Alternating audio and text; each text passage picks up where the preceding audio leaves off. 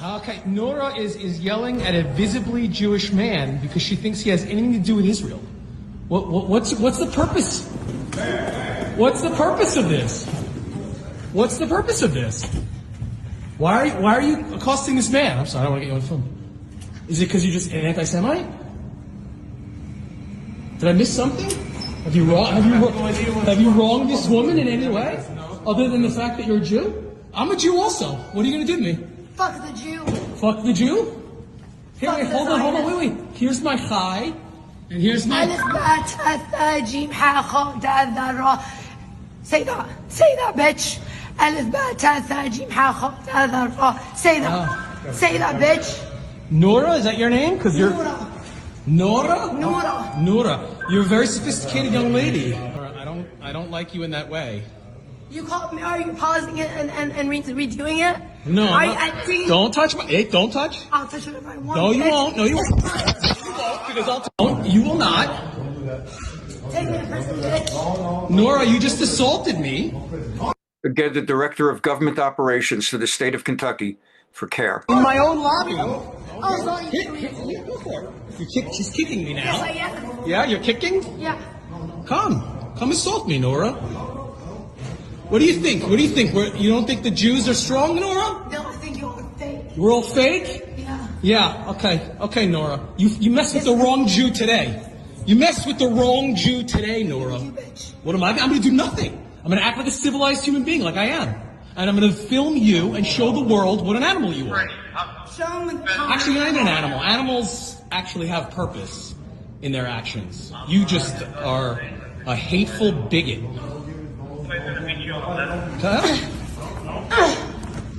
Who is this woman? What is she doing? I don't even know. Director of Government Operations for CARE. Thank you. This is insane. I'm not leaving. This is what Jews in New York City have to deal with in a place of business. It's my office, Nora. Okay? I'm not leaving. Director of Government Operations for CARE. I'm not leaving. She did it to you? No. No, she was physically. Okay, enough of that, Simcha. Anti-Semite number 3 for the week. I will not read all of it out loud because I'm almost apologizing. This is from Mr. Yee, the person who used to be known as Kanye West, but he prefers to be called Yee. So here's what Kanye West posted this week. I don't go on Twitter looking for what Kanye West is saying, but this became a big national story, that he went on a complete rampage one night for several hours. And some of it was call me Adolf Hitler, and still wants to. And then Hitler was so fresh. I love when Jewish people come to me and say they can't work with me anymore. It's my fate. I'm buying 2 Maybachs tomorrow. I'm a make the Jewish person who's selling it to me read all these tweets. And I bet you see me whipping Maybachs, whatever that means. I'm never apologizing for my Jewish comments. I can say whatever I want to say forever. Where's my apology for freezing my accounts? How's that for an apology? Some of my best friends are Jewish, and I don't trust any of them. I don't even know what anti-Semitic means. It's just some Jewish people made up to protect their... Was that the right there? So that's our friend Kanye West. This all in 1 week. They all just came out of the closet. Maybe there was something...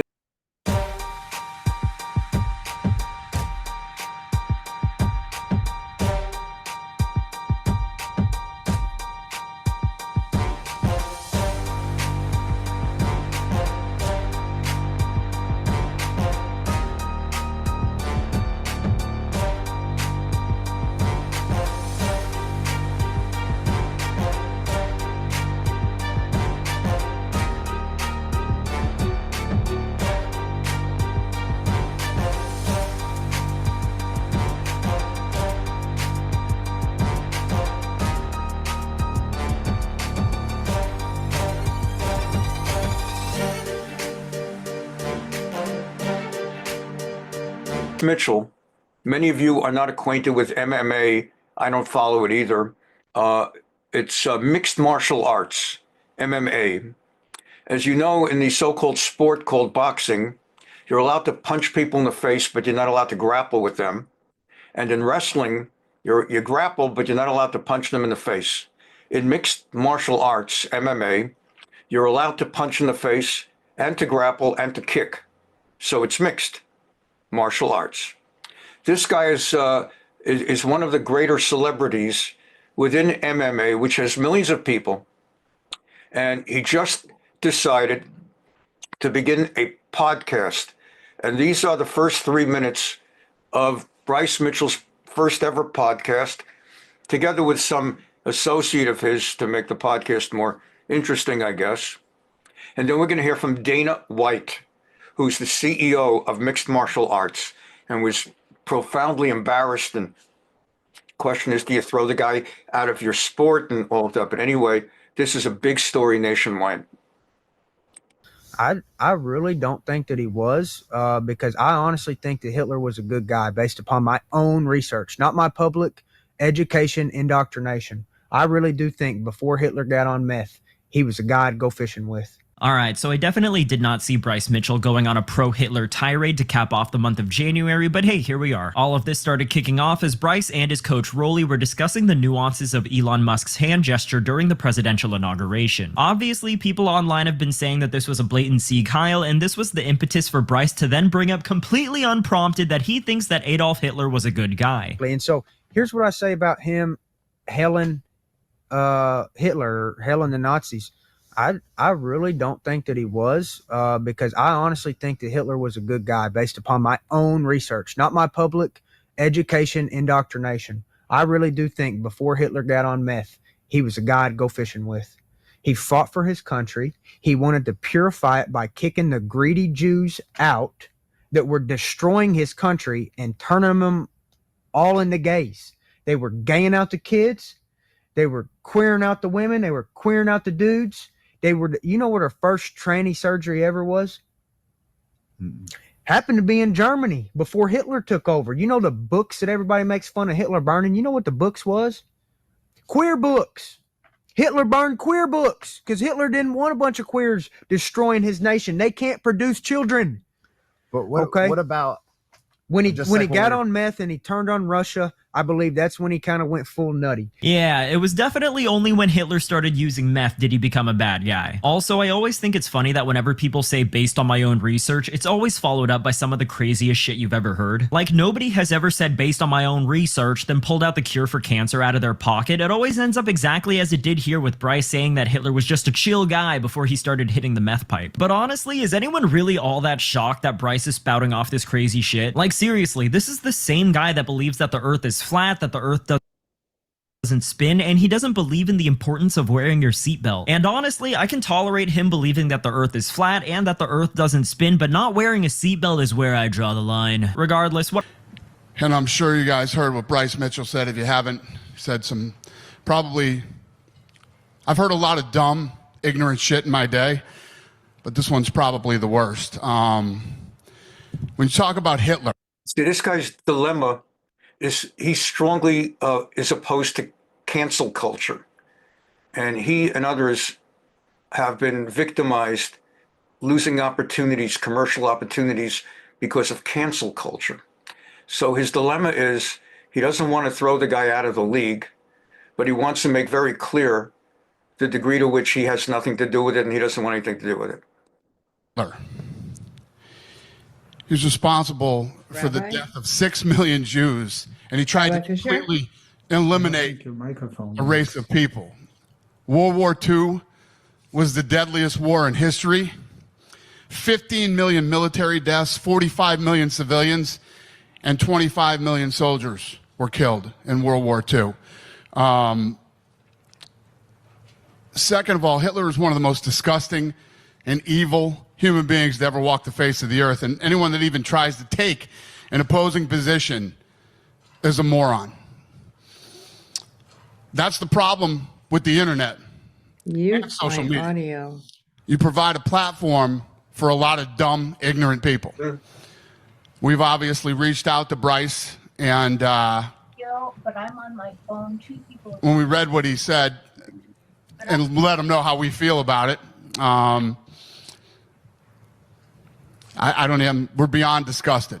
So for those of you that don't know what's going on, good, you're lucky. And after I heard this last one of the four, this Bryce Mitchell guy, I just wanted to treat myself and watch one or two people knock the heck out of him quickly. So I just share with you how nice it feels when a guy talks the way he does. I just enjoyed these two little moments.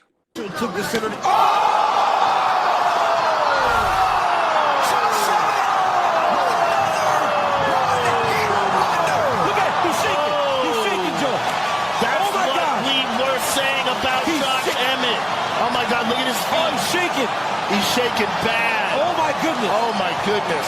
He's in convulsions right now. Oh my goodness. Oh. And we've seen the CARE Director of Government Operations, and we've seen Kanye West, and we saw Bryce Mitchell. Now let's get to business on the other level. Three got out, and the story out of this one, you've been with me the last 2 weeks as Hamas has been releasing 3 or 4 at a time. And this one was 3 men, and people were shocked. The story this time was less about how they made a spectacle and more about how shocked people were to see the degree to which these 3 men were emaciated and looked like they had come out of the Holocaust. And it underscored, without anyone spelling it out, what must have been going on the last year for them.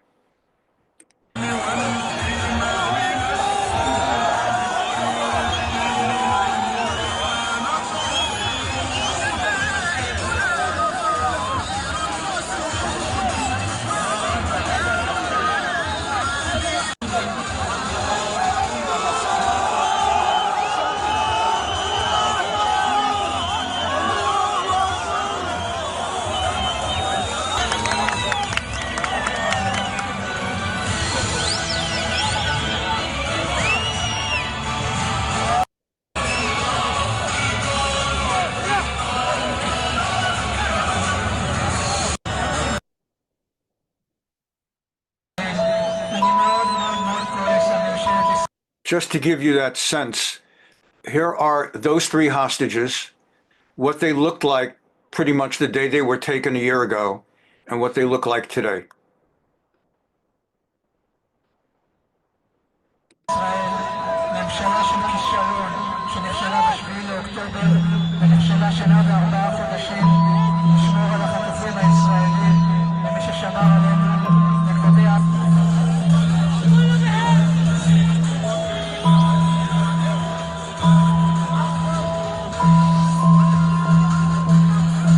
For all that talk about humanitarian aid and about starvation, you look at the people in Gaza who are part of the crowd cheering Hamas, and then you look at what they did to the Jews.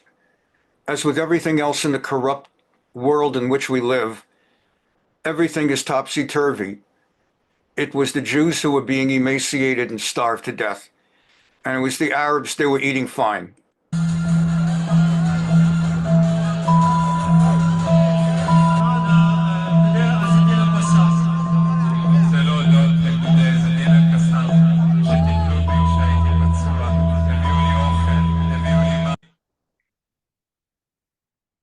For over a year, the international community has danced to the tune of the false propaganda of so-called starvation in Gaza. But the images we saw today don't lie. Hamas terrorists and other Gaza residents look perfectly fine. The Israeli hostages look like Holocaust survivors. Today, we saw that the only starvation is the starvation of Israeli hostages. Hamas is committing crimes against humanity, against civilian hostages. For those of you who do not recognize this gentleman, that's Gideon Sa'ar, Israel's current foreign minister, which is equivalent to Secretary of State. This Hamas Nazi evil must be eliminated. You have a long memory.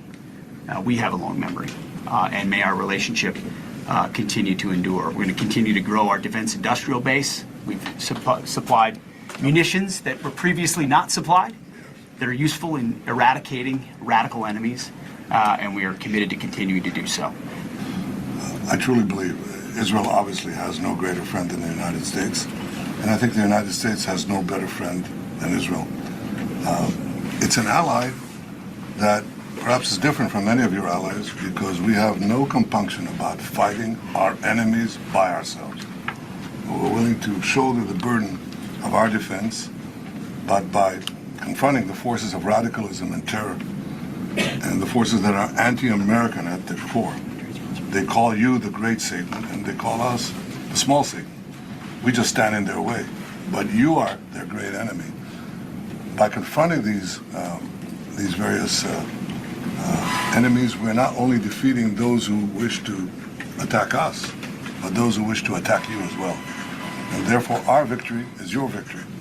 And we're well ahead and well advanced in the pursuit of our war goals that will give security and peace. I would just say to the question of Gaza, the definition of insanity is attempting to do the same thing over and over and over again. And as the President and Prime Minister pointed out last night, the President is willing to think outside the box, look for new and unique dynamic ways to solve problems that have felt like they're intractable. So we look forward to more conversations about that, creative solutions to that. And as the man tasked with leading the Defense Department here, we're prepared to look at all options, as we've said. I also strongly believe that the Gaza Strip, which has been a symbol of death and destruction for so many decades and so bad for the people anywhere near it, and especially those who live there, and frankly, who's been really very unlucky. It's been very unlucky. It's been an unlucky place for a long time. Being in its presence just has not been good, and it should not go through a process of rebuilding and occupation by the same people that have really stood there and fought for it and lived there and died there and lived a miserable existence there. Instead, we should go to other countries of interest with humanitarian hearts, and there are many of them that want to do this, and build various domains that will ultimately be occupied by the 1.8 million Palestinians living in Gaza, ending the death and destruction and, frankly, bad luck. This can be paid for by neighboring countries of great wealth.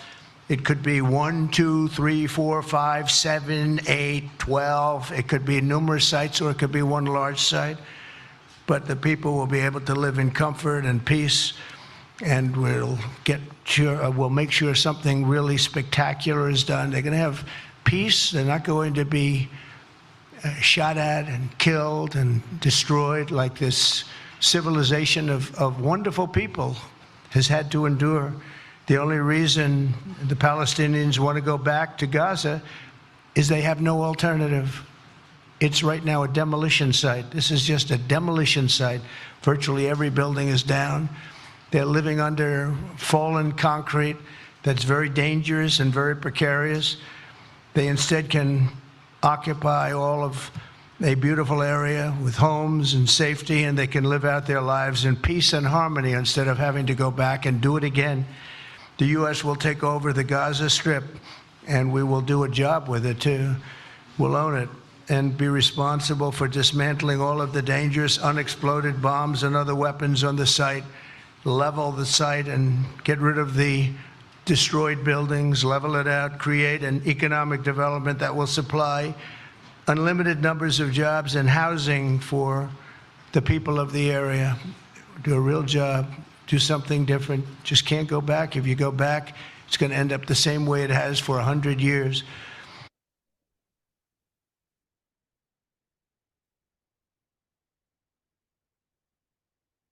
Would Palestinians have the right to return to Gaza if they left while the rebuilding was happening? It would be my hope that we could do something really nice, really good, where they wouldn't want to return. Why would they want to return? The place has been hell.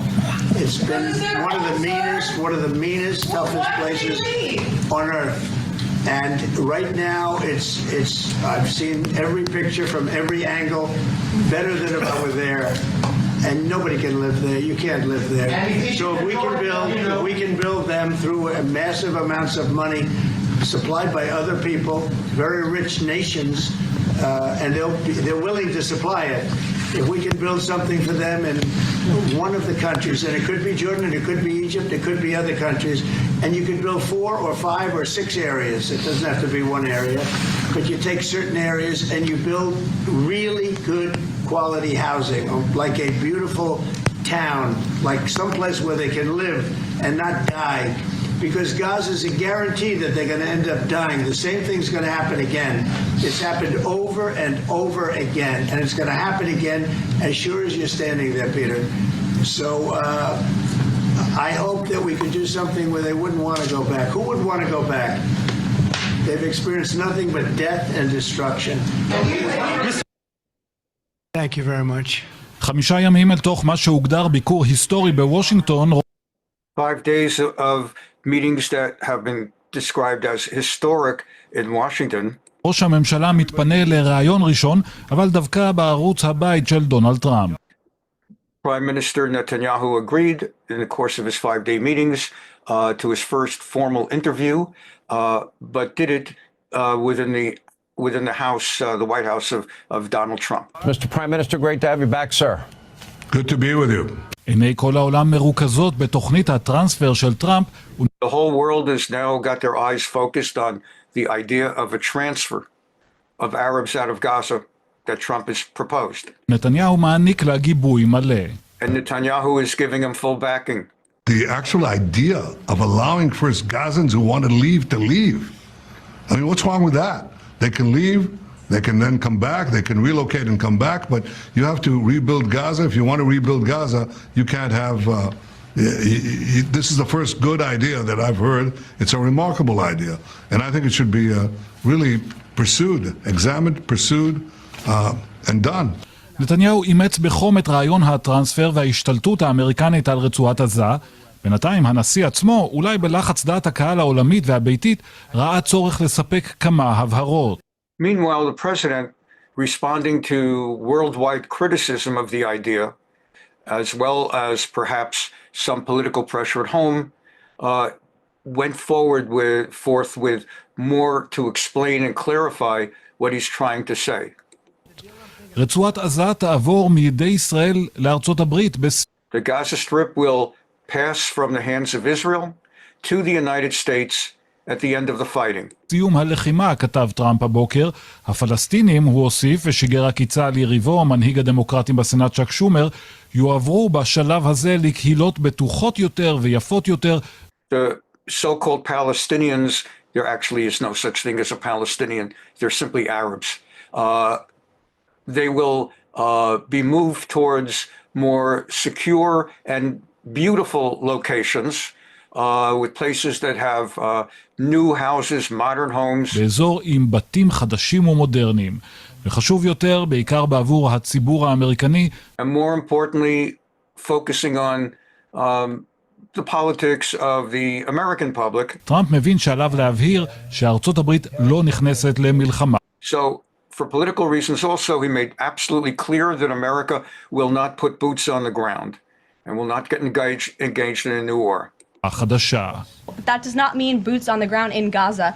It does not mean American taxpayers will be funding this effort. המסגור הזה של תוכנית הטרנספר אמור להרגיע מקצת מהחששות לגבי הרעיון, אבל הוא רחוק מלהיות מקובל. Although this is an interesting idea that he's come up with, it's not necessarily to be perceived as accepted within the American community. Obviously, this reporter is reporting on Channel 11, Nathan Goodman, Natan Gutman. He's the reporter in Washington, D.C. for Channel 11, the public broadcasting program in Israel. ורבים שואלים, מהיכן הגיעה ההצעה הזאת? Many are asking, where did Trump even come up with this idea? בקרבת הנשיא מסבירים שהכל נובע מהתמונות. In the internal circles of the president, they say this really has emerged from all the pictures and photographs he's seen. This is an uninhabitable place for human beings. Do you really think that families can live their dream in a region that looks like this, with no running water, no electricity? שליחו של טראמפ הראה לו תמונות וסיפר לו על ההרס העצום ברצועה, והנשיא החליט ללכת על פינוי-בינוי. Trump's representative, I'm guessing they're talking about Steve Witkoff, came back with photographs and talking to him, and Trump emerged from that with persuaded that we've got to do pinui, namely evacuate them all out of Gaza, ubinui, then start rebuilding. אבל אולי הקרדיט לרעיון העקירה מגיע דווקא לחתנו של הנשיא. But on the other hand, maybe it's his son-in-law who came up with the idea. Fund property. It could be very valuable to if people would focus on kind of building up livelihoods. בין שהיה זה קושנר שזרע את הרעיון ובין שהיו אלה הרשמים הקשים שעימם חזר השליח ויטקוף מעזה, טראמפ מחויב מעתה. Regardless of who the source was in Trump coming up with this idea, he's now taken on a responsibility to make sure something happens. לרעיון, וצמרת הממשל מתייצבת מאחוריו. Gaza is about keeping all options open, recognizing the support of an ally, and thinking outside the box, and who knows what happens after that. העיסוק בהצעת הטרנספר של טראמפ דחק לשוליים את מה שאמור היה לעמוד במרכז שיחותיו. The surprising emergence of Trump's plan for Gaza set off to the side what had been anticipated to be the main purpose of the Netanyahu-Trump talks. It had been expected in advance that the talks were going to focus on what to do about Iran, whether to attack their nuclear sites, whether to impose heavier sanctions on them. And it was thought that that was going to be the news that would come out of the meetings, what to do about Iran. But that all has been shunted aside by the surprising suggestion of Trump to get the Arabs out of Gaza. של נתניהו בוושינגטון, עתיד עסקת החטופים. It was also expected that they would put more publicity on the hostage exchange and what they're going to do for the remaining hostages. But again, Trump just turned around the focus of the week by coming up with the extraordinary idea of getting those 1.5 million Arabs out of Gaza. At least so far, about 70%, more than that actually, of the live hostages, which nobody believed we would do. And we're committed to getting everyone out, both the living hostages and unfortunately also the dead hostages. התקווה של משפחות החטופים לשמוע בשורה מוושינגטון הולכת ומתפוגגת, עתיד יקיריהן, כך נראה כעת, הפך לנושא משני בסדר היום. There were families of the remaining hostages who had set themselves up in Washington, D.C. demonstrating to try to get a message across, and it now appears that they're going to have to recognize that their issue has gone down a step on the ladder of priorities, where priority one right now is getting the 1.5 million Arabs out of Gaza. נתניהו לא נשמע מחויב להשלמת העסקה. We intend to commit to do that. I won't talk here how we intend to do it, but it's something that is in my mind. It's also on the president's mind. We don't leave it. היה זה דווקא דונלד טראמפ שהפגין היום נחישות רבה להחזרת כל החטופים. It was actually Trump who made it his purpose to tell the media that he wants to see all those hostages released. Rest until every remaining hostage has been returned to their families.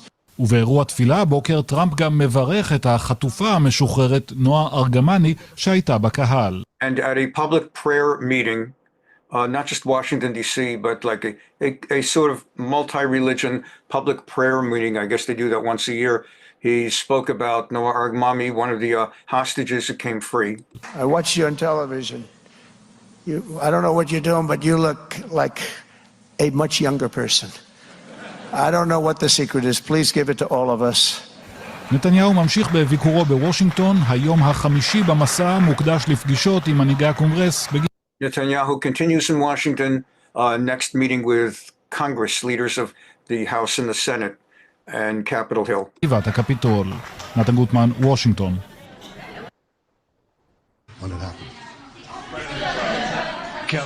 Kelly, go ahead. You are outlining something that is really quite striking tonight. You are talking about Thank you, Mr. President, Mr. Prime Minister. You are talking tonight about the United States taking over a sovereign territory.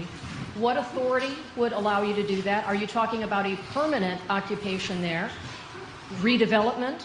And Mr. Prime Minister, do you see this idea as a way to expand the boundaries of Israel and to have a longer peace, even though the Israeli people know how important that land is to you and your citizens, just as the space is inherited by the Palestinians as well? I do see a long-term ownership position, and I see it bringing great stability to that part of the Middle East and maybe the entire Middle East. And everybody I've spoken to, this was not a decision made lightly. Everybody I've spoken to loves the idea of the United States owning that piece of land, developing and creating thousands of jobs with something that will be magnificent in a really magnificent area that nobody would know. Nobody can look because all they see is death and destruction and rubble and demolished buildings falling all over. It's just a terrible sight. I've studied it. I've studied this very closely over a lot of months. We began earlier today with someone else who talked about how he had studied something. I'm just smiling because I'm hearing it now, realizing that overlap, but obviously he has studied it in a more serious way. And I've seen it from every different angle, and it's a very, very dangerous place to be, and it's only going to get worse. And I think this is an idea that's gotten tremendous, and I'm talking about from the highest level of leadership, gotten tremendous praise. And if the United States can help to bring stability and peace in the Middle East, we'll do that. Bibi?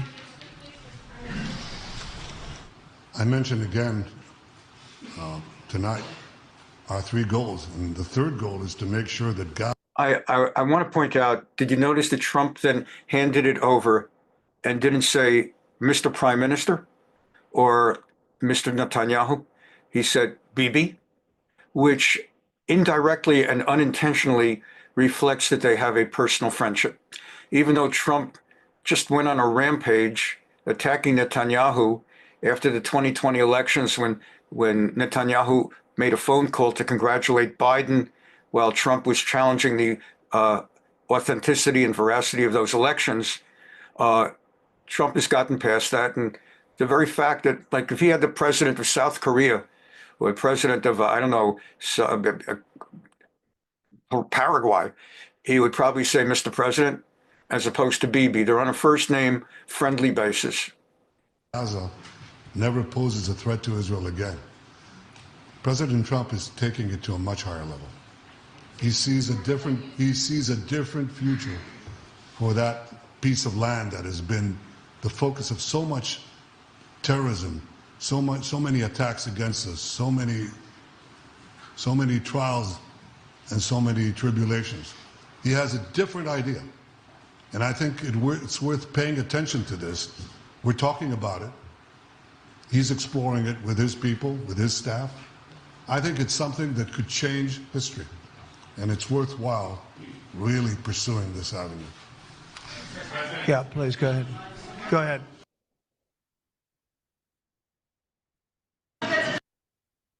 When it happens. Let's get it.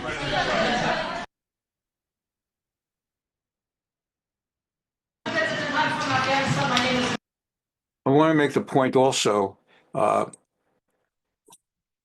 if you think about it, even if you weren't Jewish and you didn't love Israel, I mean, just outside watching the news, if you think about it, what would happen? What would be the Obama approach? What would be the Joe Biden, Blinken, Kamala Harris approach? The approach has been, they've said it openly, is get a ceasefire, meaning a permanent ceasefire, which is get Israel out of there, stop the fighting, and then work toward a so-called two-state solution, which begins with having to rebuild Gaza. So what would happen under a Biden-Harris thing, frankly, under just about any Republican, also George Bush, if it would have been McCain, if it would have been Romney, the approach would be, let's rebuild. Everyone, no matter your politics, says it's going to take 10 to 15 years to rebuild, and it's going to cost $2 to $3 trillion. And then when you've spent, and the money will come from America, taxpayers, and from Europe and all the, what they call in Hebrew, in Israel, friars or suckers. Then after 2 to 3 trillion is raised and built, and they build it all, what's going to happen? Honestly, what's going to happen? Forget that you're a Zionist. Forget that you love Israel. Forget that you don't trust the Arabs. What's going to happen? This has happened 5 times. Each time, as soon as everything's calmed down and the place gets rebuilt, Hamas comes back with new stuff, kills more Jews. Israel then goes back and raises the place, R-A-Z-E-S, all over again. That's obviously what's going to happen. And it's going to keep, I mean, not enough time is actually spent, and I don't want to take all of our time today, but it's important to understand, whatever your politics, that's the basic plan until Trump came up with this. We will rebuild it, whether it takes 5 years, 10 years, $1 trillion, $2 trillion. We'll then declare peace. And then a few weeks or months later, Hamas will start a new war. And why be so cynical, not believe that they'll behave themselves this time? Because it's happened 5 times in a row and nothing has changed. And then they're going to destroy it and they're going to have to rebuild it. Really, the only thing that makes sense is to get all those Arabs out of there. And people can't think of that because it's so crazy, but it's the only thing that makes sense. Now, will it really happen? I don't know. Everybody's really excited now. I don't know, because he likes to propose ideas and uses those as negotiating tactics. Maybe his whole point is he'll drop the evacuation plan if they release all the hostages. Who knows what's going through his head? Who knows if he's even thought it through completely? But if you think about it, it makes sense. We continue. Okay. This, I thought, this was charming. It was all over the media. Everybody liked it. And so we'll just give that a moment. During the press conference, some Arab journalist asked Trump a question, and they couldn't make out. Her English was so heavily accented, they couldn't make out what she was saying. So I'll first show you what happened when she asked Trump and how Trump handled it. And then I want to show you, for those people who think or thought it was not respectful, and most people thought it was acceptable, I want to show you something like it that happened on the other side of the globe in English, in British Parliament, when a member of Parliament from Scotland tried to ask a question. Here we go. And also, for anybody that ever tries to call customer service for some high-tech company and ends up with someone from India, you can relate to this. I'm from Afghanistan. My name is Mideasy. Afghanistan as a high expectation from you. Do you have any plan to change Afghanistan situation? Are you able to recognize Taliban? Because I'm an Afghan journalist, Afghan suffrage woman. Any comment about Afghanistan? What's your future plan for Afghan people, especially Afghan? I have a little hard time understanding you. Where are you from? Oh. Actually, it's a beautiful voice and a beautiful accent. The only problem is I can't understand a word you're saying. But I just say this, good luck, live in peace. Go ahead, please. Can I ask the honourable gentleman what work is being done to make sure that this place is more accessible, particularly for some of our colleagues who have a disability? Here, here. I'm sorry, it must be something to do with my Antipodean background. Could you please repeat the question, because I didn't follow it? Well, very popular today. I'm saying that a number of parliamentary colleagues who have disabilities do find it quite difficult getting around certain parts of the state. Given that we're doing this refurbishment work, what can be done to make sure that those with a disability are able to move around more freely and the place is accessible? I'm really sorry. Please, could you do it very slowly in an Antipodean English? Thank you. Just give any old answer. I think the answer might be helped if you can reply in writing when you read. Right, Chris? Thank you, Mr. Deputy Speaker. I'll try it on the first go. Oh, no, Can I? Because I'm Welsh, so God help him.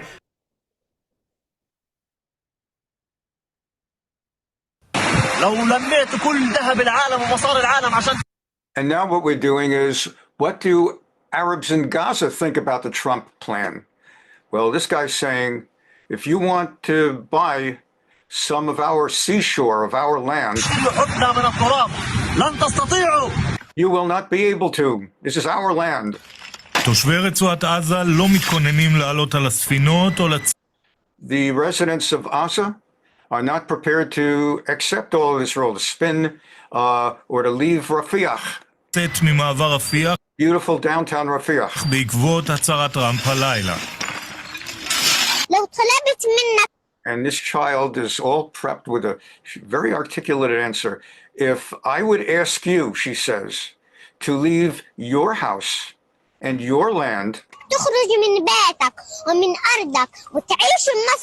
and to live in Egypt or China,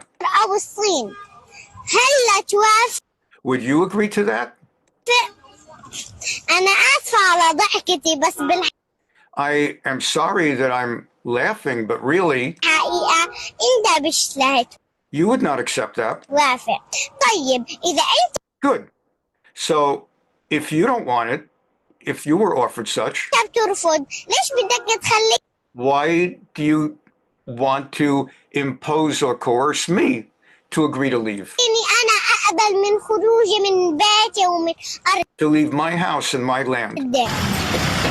בעזה הרוסה מה שנשמע היום מקיר לקיר הוא התנגדות לתוכנית טראמפ. From wall to wall, throughout Gaza, everyone is against the plan. This one starts by saying the Trump declaration does not make any sense. بالنسبة لتصريحات ترامب هذه شيء مش منطقي. كيف احنا عشنا الحرب سنة و4 شهور.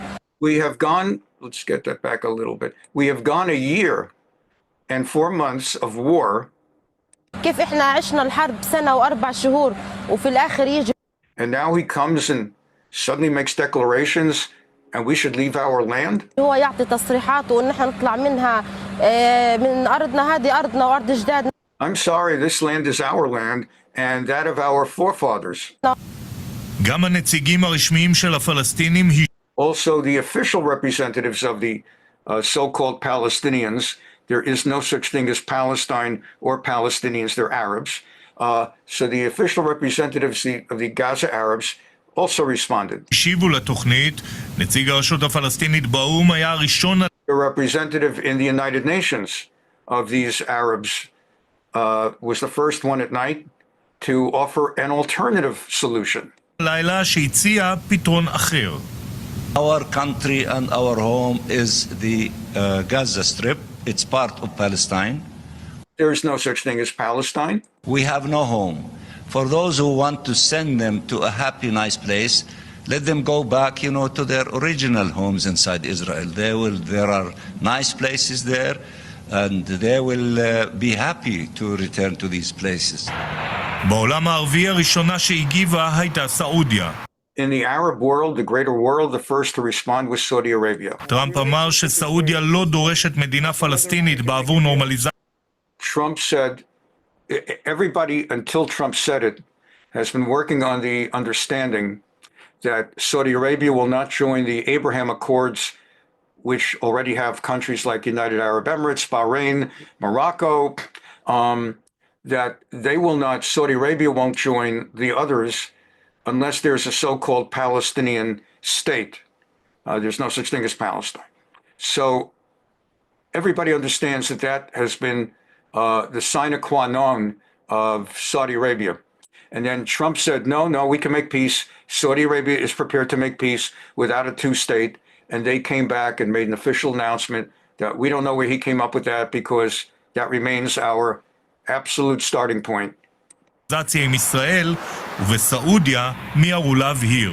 تقوى الخارجية السعودية أيضا إن موقف المملكة من الحقوق الفلسطينية.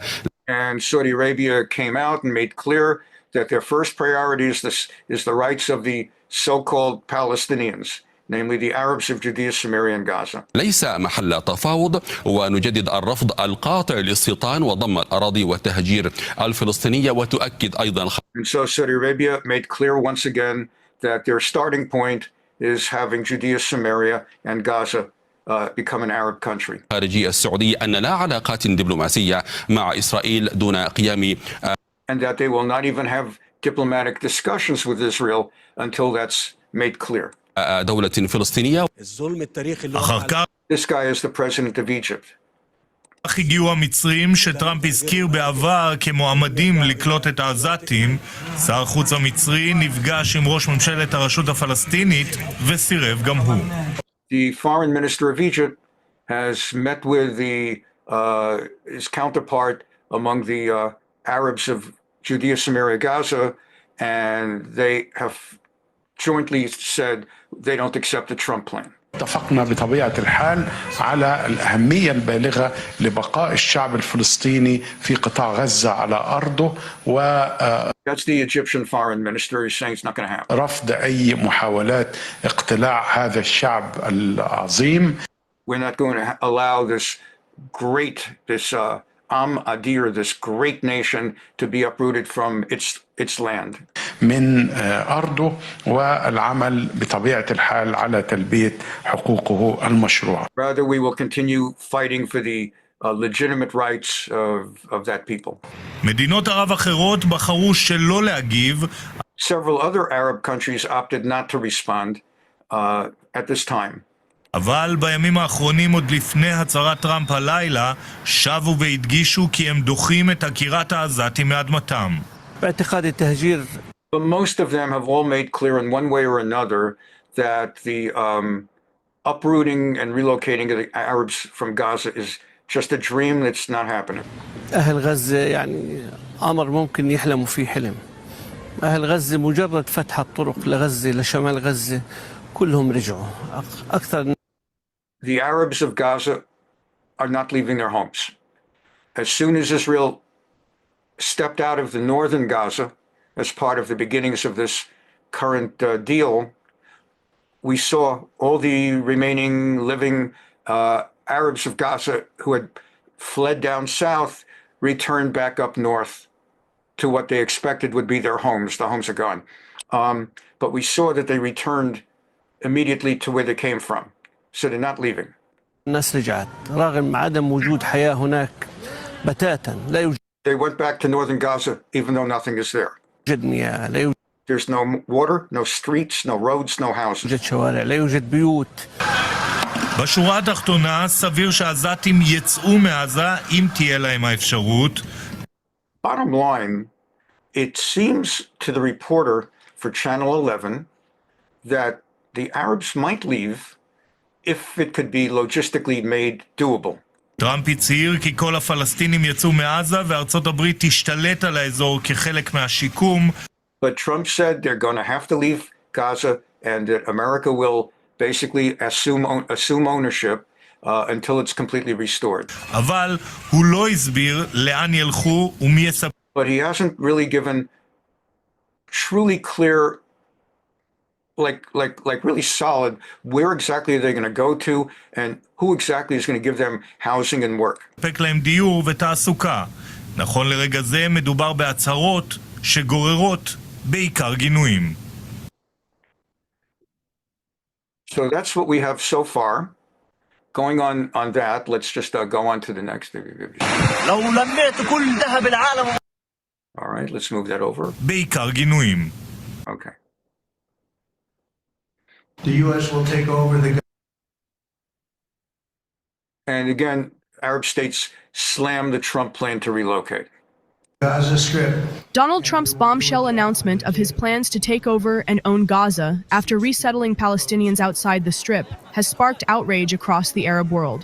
His vision of Gaza as an American Riviera of the Middle East goes directly against Palestinian aspirations for statehood in Gaza, the West Bank, and East Jerusalem. Many Palestinians also see all of so-called historic Palestine, including modern Israel, as their homeland. Very important to keep in mind also, the Israeli leftists for many years promoted a two-state solution, and the other half of the country was against it. Now, something like 70 to 80% of Israel is against. It's never going to happen. I argued in my writings for several years, not just recently, but for the last 5-8 years, I noted that there are approximately 500,000 Jews now living in what they call West Bank settlements, namely in communities, Jewish communities in Judea-Samaria. The exact number, The exact number is 529,455. So there's about 530,000 Jews now living in the Jewish communities of Judea-Samaria, with another 340,000 living in the eastern parts of Jerusalem, the parts of Jerusalem that Israel liberated in 1967 and that the Arabs regard as part of their so-called Palestine. So altogether, you've got 850,000 Jews living in the land that would have to be uprooted the other way and taken out, and that's not going to happen. Israel's not, forget about anybody else. Israel is not capable logistically to get 800, even if some leftist Israeli prime minister would agree to it, Israel cannot logistically get 850,000 Jews out of Judea-Samaria.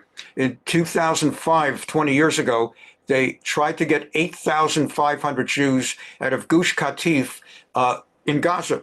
And that became, aside from the politics of it, it took more than a year to get them out, and they couldn't find jobs, and they couldn't find housing. And that was 8,500. By coincidence, we're now talking exactly 100 times as many, 850,000. So they couldn't do it in 2005 with 8,500. There is no logistical way short of doing what Hitler did, forcing Jews onto cattle cars and getting them out. And that's not going to happen. So already it was impossible. There are too many Jews now, close to 1 million in Judea, Samaria, East Jerusalem. It is now impossible. Everybody talks about a two-state solution. Blinken comes, two-state solution. Jack Lew, two-state solution. Biden, Kamala Harris, everybody, Obama. Nobody stops to realize, George Bush, the other George Bush, nobody stops to realize, if anybody ever says, okay, that the train left. It can't happen anyway. But on top of that, now that October 7 happened, even Israeli leftists now have figured out they can't dare give up Judea-Samaria. Because if you give up Judea-Samaria, just as the people living on the border of Gaza got slaughtered, if you give them Judea-Samaria, the people on the border, the western border, that's 9 miles wide. It's the people, the beautiful people, the leftists, the beautiful people, the people of Ra'anana, Herzliya, Tel Aviv, they're going to get slaughtered. So suddenly you get into NIMBY, if you know that term in American politics, where all the liberal hypocrites who say there should be like low-income housing, but NIMBY, NIMBY, not in my backyard. We need a lot of low-income housing. We need to have compassion for the illegal aliens, but they shouldn't live near me, NIMBY. So what you're now finding is the liberal hypocrites in Israel are going NIMBY. And it's basically, now that we're talking about, oh, they're going to kill us, not just the Jews down south.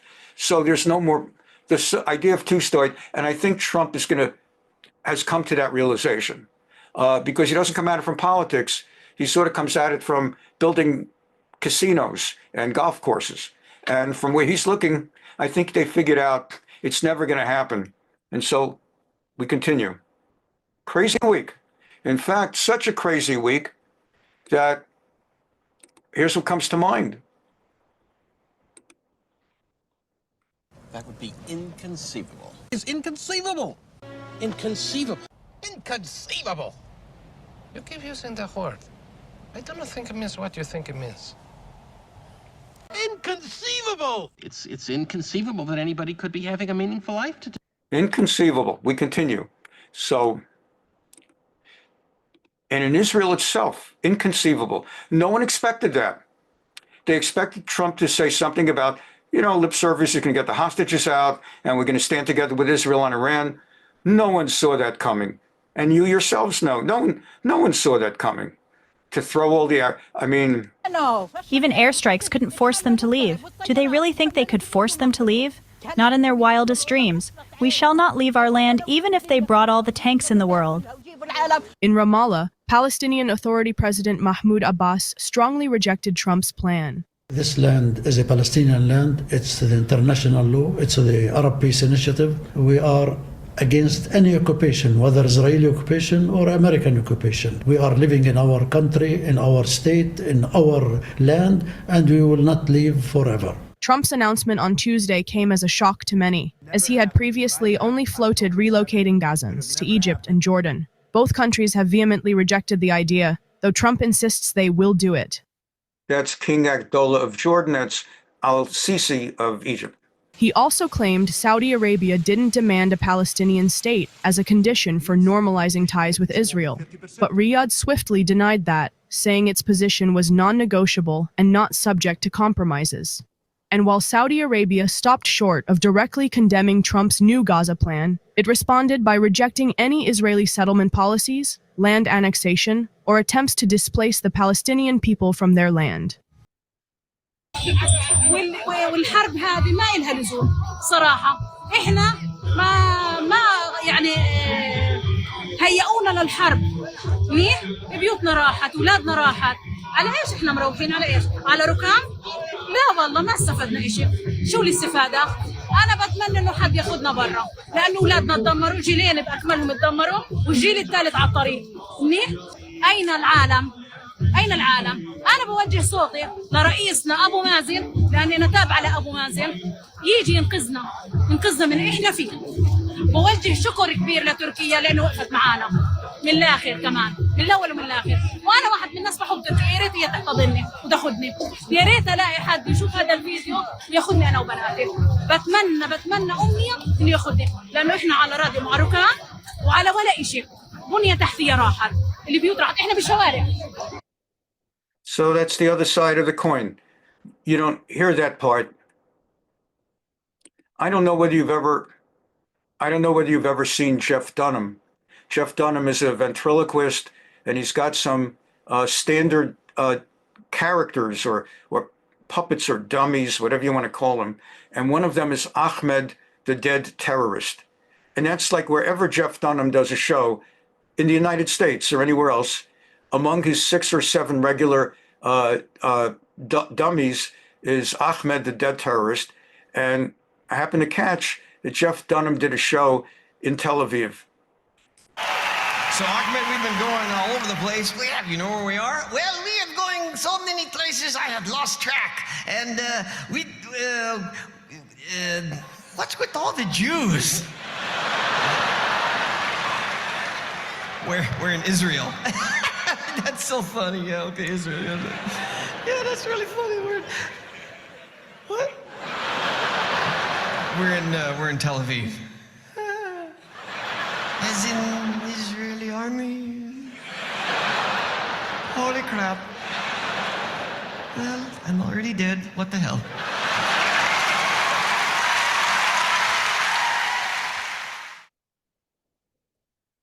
Often. The first piece of legislation I passed after taking the gavel was a...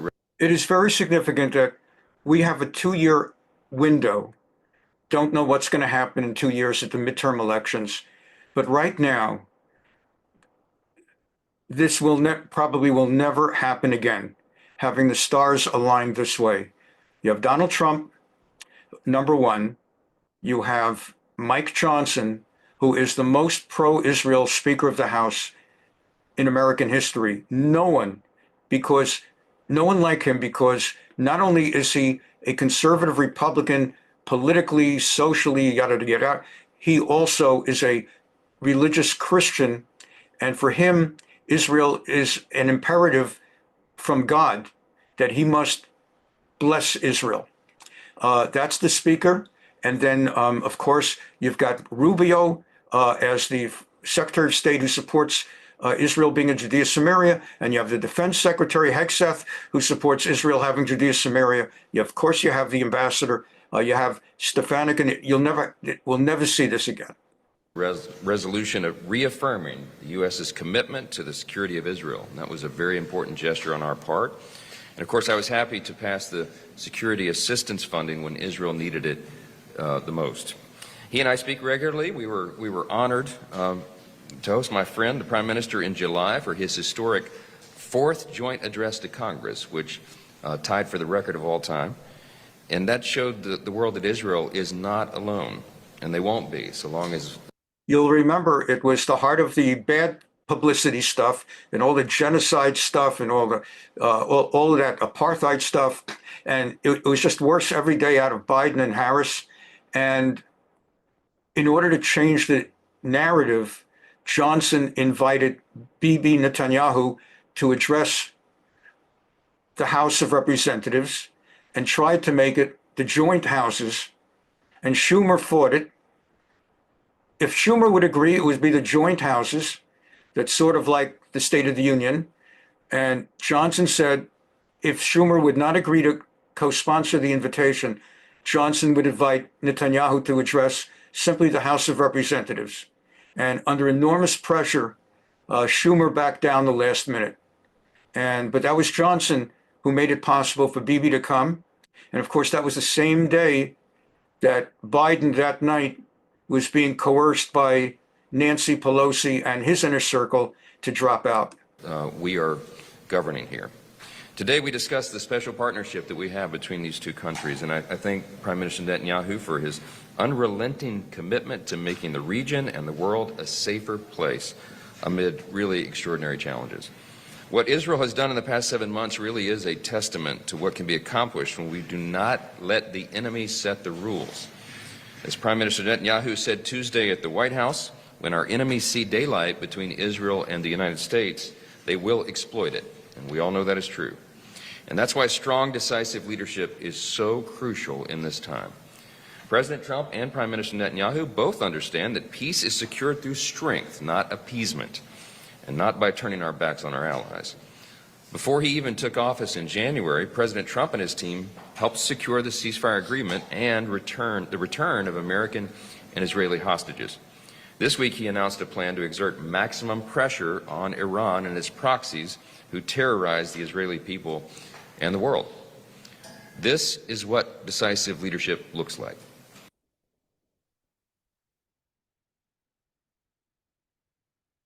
Speaker Johnson, you laid out the case for the geopolitical reasons why the U.S. should support Israel.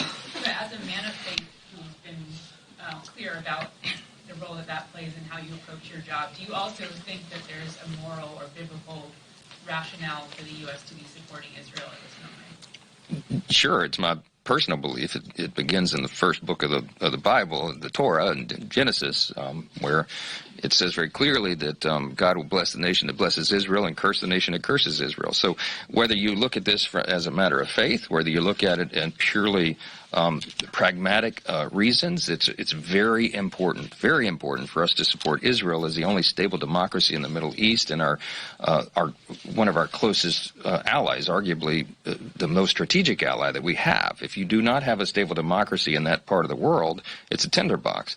So supporting Israel, both economically, geopolitically, for policy reasons, makes all the sense in the world. But for some of us, it goes even deeper than that because it is a matter of faith. So whatever the reason, there is no logical position that would, for any American to say that they would not support Israel, especially at this desperate time. Iran is close to having nuclear capability, if anybody missed that headline over the last couple of weeks. This is serious business, and we have to take it seriously, and the fact that the administration is not even willing to sit on the rostrum to support the prime minister at this time, to us, is just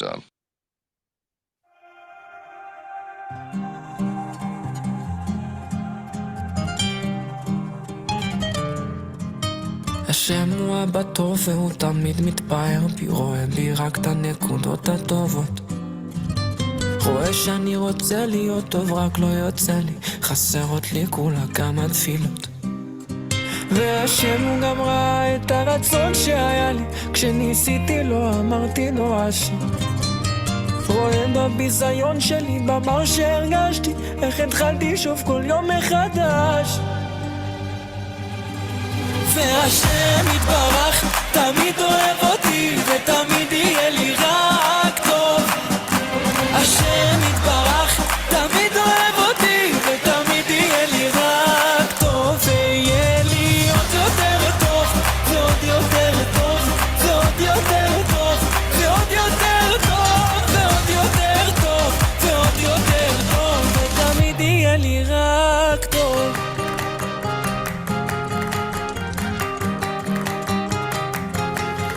שומע מרחם עליי ותמיד עונה לי, ואם עדיין לא ממשיך לחכות, מלא אותי בזה שאתה תמיד אוהבתי, תיתן לי כל יום מחדש מתנות, ותנהיג אותי ברחמים כאלו כמו שבעולם הזה נקרא רחמים, שיראו כולם שכן אתה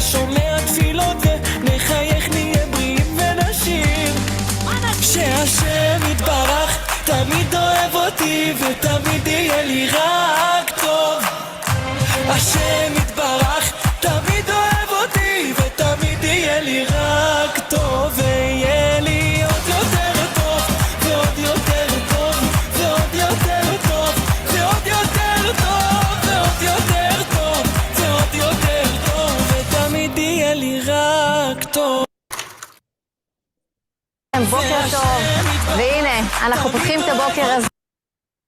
This is how the morning news on Channel 14 started the day after Trump announced that America would take over Gaza and throw the Arabs out for a while. בוקר טוב, והנה, אנחנו פותחים את הבוקר הזה בבשורות הטובות עם הצטרתו של נשיא ארצות הברית דונלד טראמפ, כורש המודרני, כך אפשר לתאר אותו.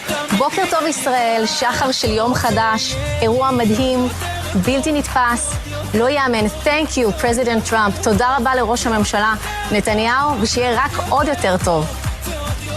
זהו, זה מה שיש לנו להגיד בבוקר הזה.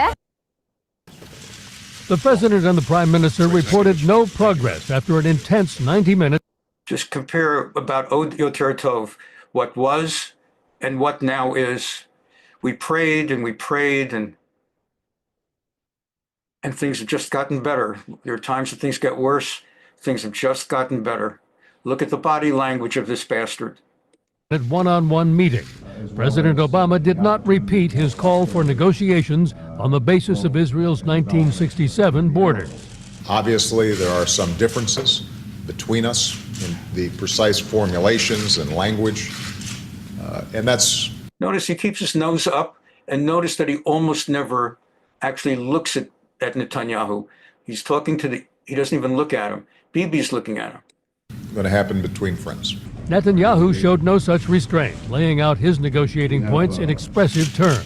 And I think that we both agree that a peace based on illusions will crash eventually on the rocks of Middle Eastern reality. The president sat staring icily as Netanyahu leaned forward and lectured him that Israel would not negotiate on the basis of the 1967 borders. The Palestinians will... Notice how Obama is like gripping with his left hand.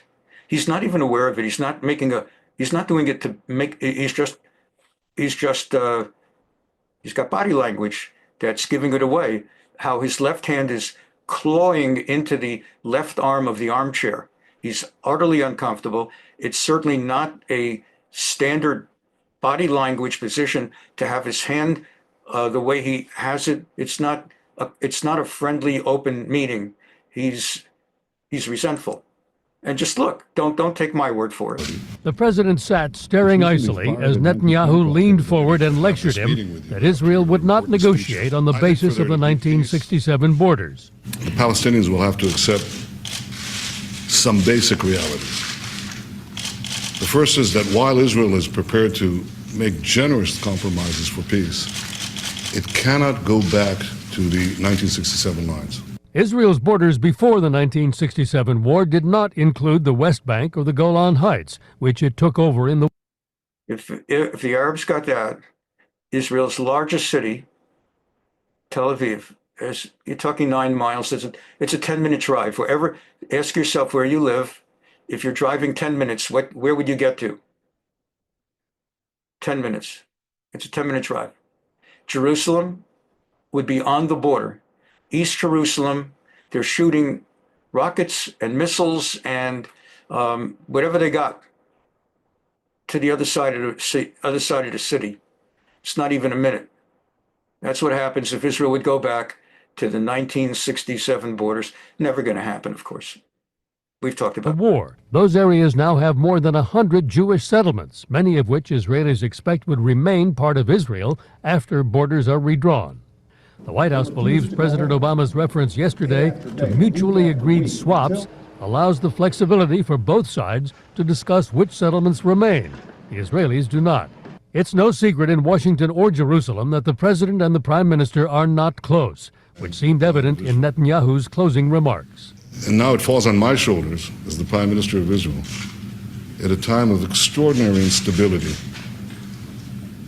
and uncertainty in the Middle East to work with you to fashion a peace that will ensure Israel's security and will not jeopardize. Notice that he has not moved back like a statue. He hasn't moved through like 5 or 8 minutes. He's just locked himself in that position. Its survival. It's not the first time that a president and a prime minister have called for a peace process in the Middle East. But this time, as so often before, so far, it's only talk about talking. Harry? Bill planned. Look how far we've come in 10 years. There's been the tragedy of October 7, but look, it's important when we feel a little bit disappointed or pressure, it is important to note how far we've come. I often talk about my lung transplant and a few physical disabilities that hold me back now a little from what it was. But anytime I really pause and remind myself where I was 2.5 years ago, it's like a miracle. It is a miracle. And it's important to remember where we were 10 years ago. And now Biden is out, Harris is out, Obama is out. It is a miracle, what we have now. Which brings us to Judea-Samaria.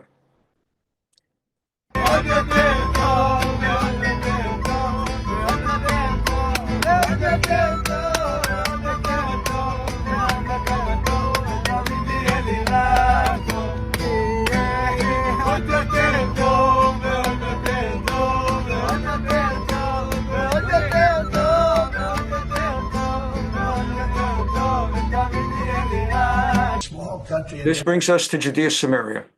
And this alone was the shocker. He was asked by the media, who are always looking to make trouble, leftist media, trying to get him on record. There needs to be a two-state solution. And they were baiting him, and nobody expected him to go this direction. It's a small country in terms of land. See this pen, this wonderful pen? My desk is the Middle East. And this pen, the top of the pen, that's Israel. That's not good, right? What is he saying with that? Why, when he's asked, where do you stand on a two-state solution and Israel giving up, and he comes and he shows that pen, and Israel, what is he suggesting? All he had to do is say, yes, we are committed, we remain committed to a two-state solution. Instead, that's how he's answering. What is he saying? It's a pretty big difference. I use that as an analogy. It's pretty accurate, actually. It's a pretty small piece of land, and it's amazing that they've been able to do what they've been able to do when you think about it. There's a lot of good, smart brain power, but it is a very small piece of land, no question about it. Israel, President Trump, you're prepared to meet with Benjamin Netanyahu. Coming in tomorrow. Yes, you've mentioned in the past you're concerned about Israel being too small geographically. Would you support annexation of parts of the West Bank by Israel? Well, I'm not going to talk about that. It certainly is a small country in terms of land. See this pen, this wonderful pen?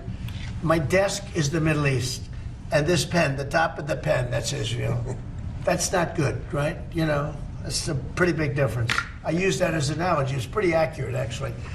It's a pretty small piece of land, and it's amazing that they've been able to do what they've been able to do when you think about it. There's a lot of good, smart brain power, but it is a very small piece of land, no question about it. Mr. President, you said earlier that Elon Musk is doing everything with your say-so. So is there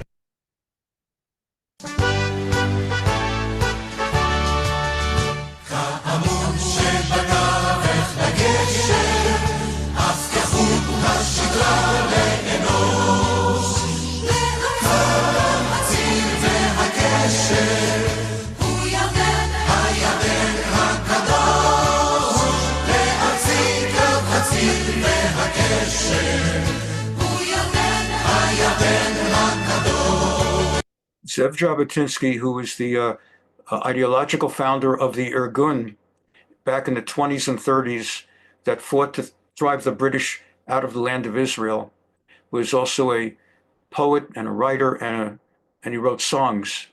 And one of his songs is about the two banks of the Jordan River, the west bank of the Jordan River, which is Judea-Samaria, and the east bank of the Jordan River, which now is the country of Jordan. And his song was that there are two banks to the Jordan River. That one belongs to us, and so does the other one.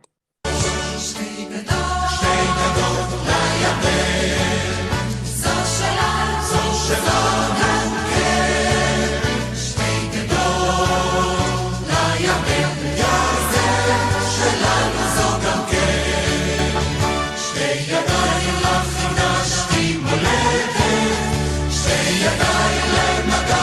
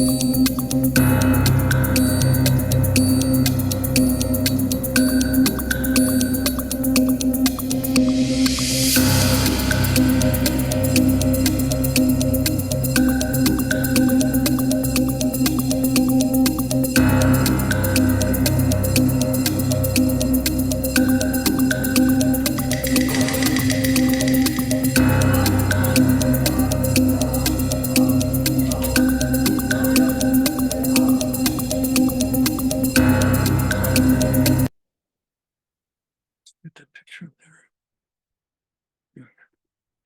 This is a picture of what he gave him. This is what he gave him. Press of both. Anyway, Netanyahu gave Trump. It may not have been in the news that you've heard, but it's common when world leaders meet each other, they always bring a present, a gift that becomes part of the archives of that country. And sometimes might find an ancient Bible. A prime minister of Israel might bring an ancient Bible. They've met enough times. He's pretty much given him everything in the Amazon catalog, but he hadn't yet given him a golden pager. So that's what that was about. We continue. See the information you get on these Sunday programs?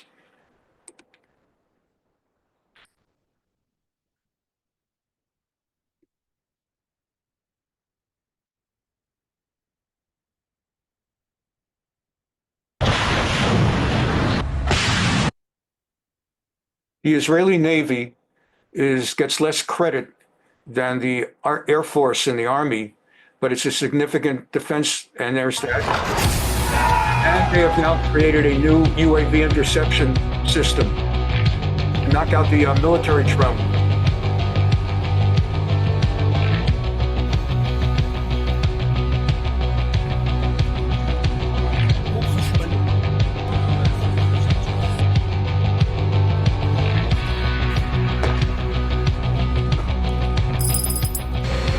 There's been a problem with drones. There's been a problem with drones dropping bombs. And they're trying to come up with a new system to take down the drones.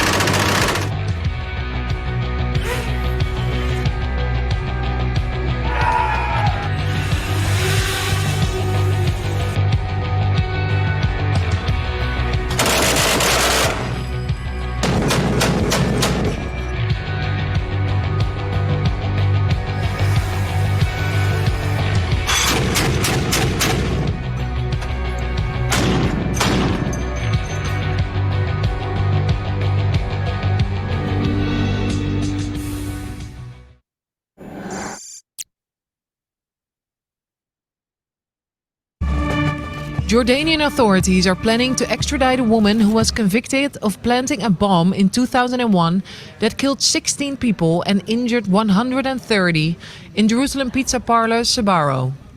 Ahlam Tamimi was convicted in an Israeli court but was released in 2011 as part of a deal which saw the release of Israeli soldier Gilad Shalit, who was held in Gaza for 5 years in exchange for over 1,000 Palestinian prisoners. I say to Israel, suffer in silence, and in spite of them, we were set free. I thank God that I'm with my family. My feelings can't be translated. All the dictionaries in the world can't translate my feelings. After her release, she was granted refuge in Jordan, but in 2017, the US announced it was pursuing her extradition due to efforts made by the family of Israeli-American Malki Roth, who was killed in the bombing when she was only 15 years old.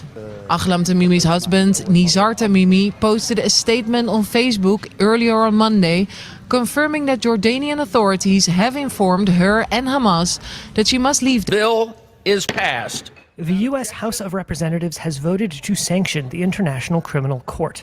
The measure comes in protest after ICC prosecutors issued arrest warrants for Israeli Prime Minister Benjamin Netanyahu and former Israeli Defense Minister Yoav Gallant over Israel's military operations in Gaza. America is passing this law because a kangaroo court is seeking to arrest the prime minister of our great ally, Israel. Republican Representative Brian Mast of Florida defended the bill. What the ICC is doing with their arrest warrants is legitimizing the false accusations of Israeli war crimes. The ICC said it noted the bill with concern. In a statement to Reuters, the ICC said, quote, "The court firmly condemns any and all actions intended to threaten the court and its officials, undermine its judicial independence and its mandate, and deprive millions of victims of international atrocities across the world of justice and hope." In November, ICC judges said there were reasonable grounds to believe Netanyahu and Gallant were criminally responsible for acts including murder, persecution, and starvation as a weapon of war, as part of what the court called a, quote, widespread and systematic attack against the civilian population of Gaza. Israel has rejected the jurisdiction of the Hague-based court and denies war crimes in Gaza. The court also issued arrest warrants for a number of leaders of the Palestinian militant group Hamas, which led a surprise attack on Israeli communities on October 7, 2023. Gunmen killed about 1,200 people and took more than 250 hostages back to Gaza. Following some breaking news headlines on this Friday morning as relates to the International Criminal Court, the Associated Press reporting the ICC this Friday called on its member states to stand up against sanctions imposed by President Donald Trump, saying the move was an attempt to, quote, harm its independent and impartial judicial work, end quote. The White House issuing the executive order Thursday in response to what it called illegitimate and baseless actions targeting America and our close ally Israel. That's a quote from the White House. It was referring to the arrest warrant the ICC issued last year for Israeli Prime Minister Benjamin Netanyahu over alleged war crimes in Gaza. The Hague-based court said it condemns the move. The court stands firmly by its personnel and pledges to continue providing justice and hope to millions of innocent victims of atrocities across the world. That's a statement from the court. The court goes on to say in that statement, we call on our 125 parties, civil society, and all nations of the world to stand united for justice and fundamental human rights, end quote. The order said the U.S. will impose tangible and significant consequences on those responsible for the ICC's transgressions. Actions may include blocking property and assets and not allowing ICC officials, employees, and relatives to enter the United States. We do know the Treasury and State Department will determine which people and organizations will be sanctioned. Human rights groups have criticized the decision. We also know court officials had been preparing for sanctions for several months. Back in January, the court gave staff a 3-month advance on their salaries. 2 court insiders telling the Associated Press on condition of being anonymous because they were not authorized to speak to the media. If you're Next up, in light of numerous actions taken by a number of bodies of the United Nations, which exhibit a deep anti-American bias, we have an executive order prepared for your attention that would withdraw the United States from the UN Human Rights Council, would withdraw the United States from the UNRWA, which is a refugee organization, and would also review American involvement in UNESCO, which has also exhibited anti-American bias. More generally, the executive order calls for a review of American involvement and funding in the UN in light of the wild disparities in levels of funding among different countries that, as you've expressed previously, is deeply unfair to the United States. So I've always felt that the UN has tremendous potential. It's not living up to that potential right now. It really isn't, hasn't for a long time. It has, there are great hopes for it, but it's not being well run, to be honest, and they're not doing the job. A lot of these conflicts that we're working on should be settled, or at least we should have some help in settling them. We never seem to get help. That should be the primary purpose of the UN, the United Nations, and again, it's got great potential, and based on the potential, we'll continue to go along with it, but they got to get their act together.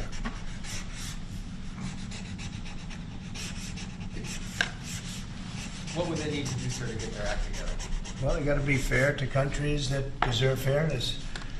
They have some countries, as you know, that are outliers, that are very bad, and they're being almost preferred as countries to those that do their job and are doing a good job, and they have to really, they're going to end up losing, a lot of countries are going to end up losing their credibility like other organizations, and then they're going to be nothing.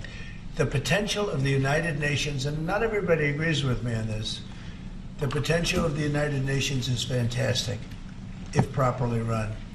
So we'll see what happens. How much money are you willing to take away from them? Well, we're taking away a little bit, but we're not looking to take away money. This is so important that we're really, as you know, the United Nations is largely funded by us. We're winding down now, just like two or so things from another crazy week of life in Israel. In this particular story that was covered on the news, something like 2 or 3 Arabs. Arabs are the main criminals in Israel, aside from politics, just in terms of law, of holdups and robberies and violent crimes and just domestic crimes. Arabs are just... So anyway, this particular story, 2 or 3 Arabs late at night broke into the offices of the zoo, Z-O-O, I said, zoo of the Israel Zoo in the Negev, down south, near Beersheba.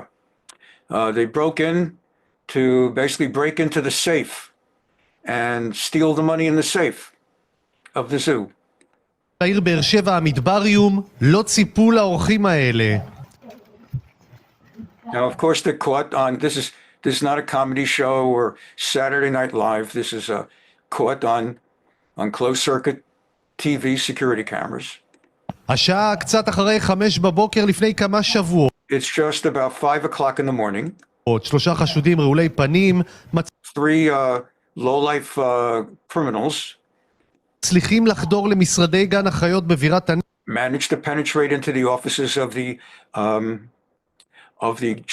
the zoo in the city, in the capital of the south. נגב, והמטרה שלהם ברורה. And their purpose was clear. הכספת הגדולה to break into the safe, the large safe, and get the money. שנמצאת בפינת המבנה. במשך דקות ארוכות הם מנסים לפתוח את דלת הכספת. They devoted several minutes trying to open the safe. הם מסובבים את הידית, גם קודחים. Dealing with all kinds of different ways, and even a little bit of drilling, but they weren't able to break into the safe.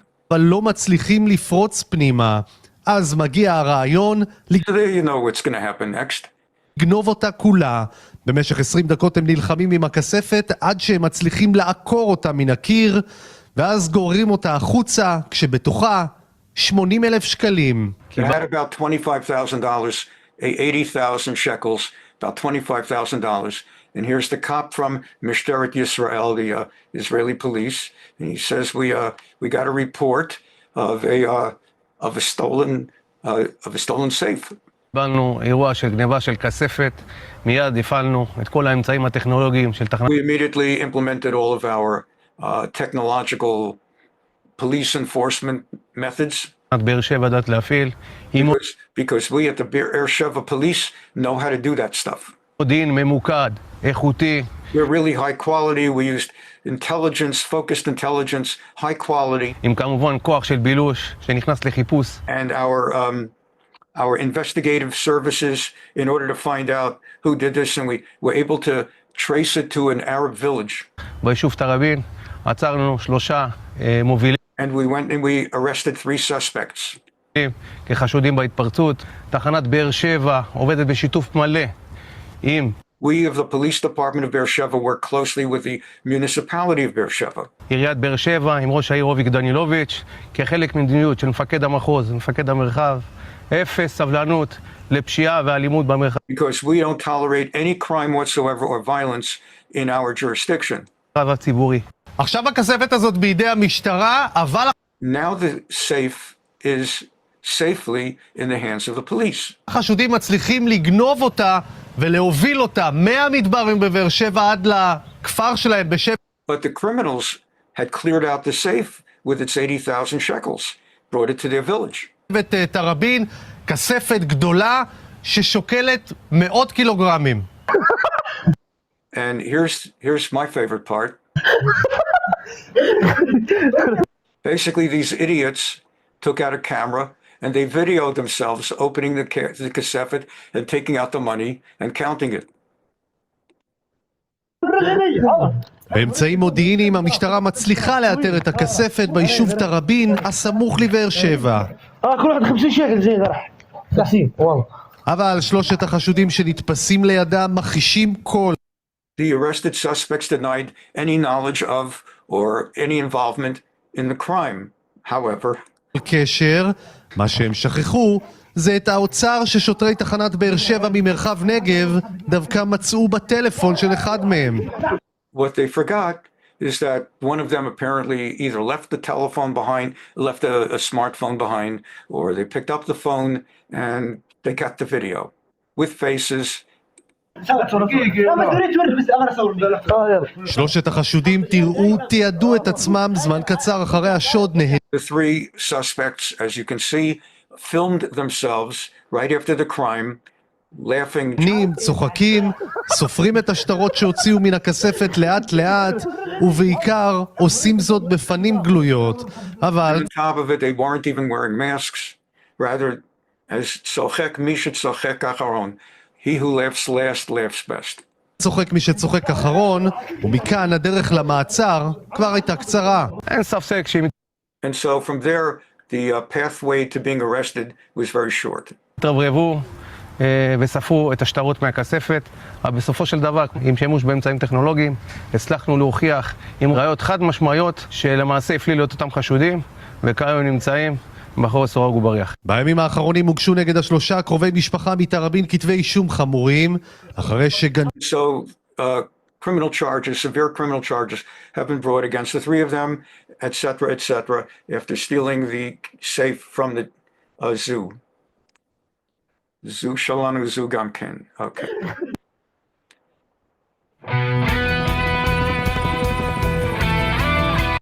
And so we conclude with an Israeli police version of Machar, that by tomorrow everything will be wonderful again. And if not tomorrow, the day after.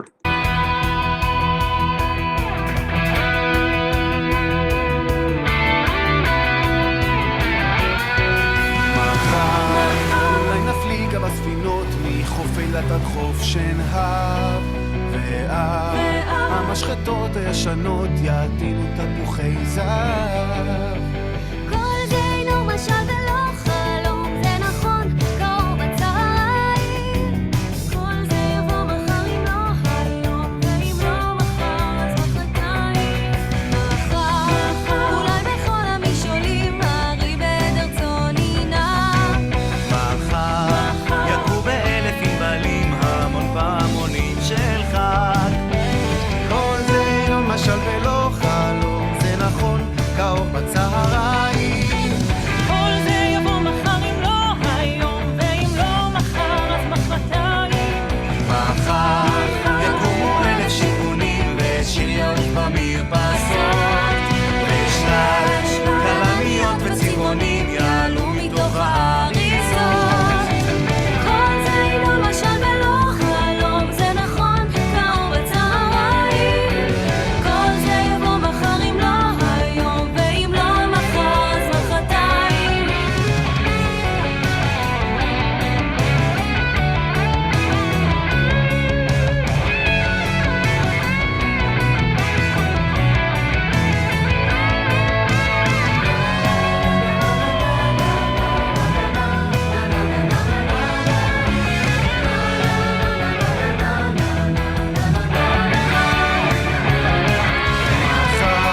כשהצבא יפשוט מדיו ליבנו יעבור לדור. מחר כל איש יבנה בשתי ידיו את מה שהוא חלם היום. כל זה אינו משל ולא חלום, זה נכון, קרוב בצהריים. כל זה יבוא מחר אם לא היום, ואם לא מחר, ואם עוד לא מחר, ואם עוד לא מחר אז מחרתיים.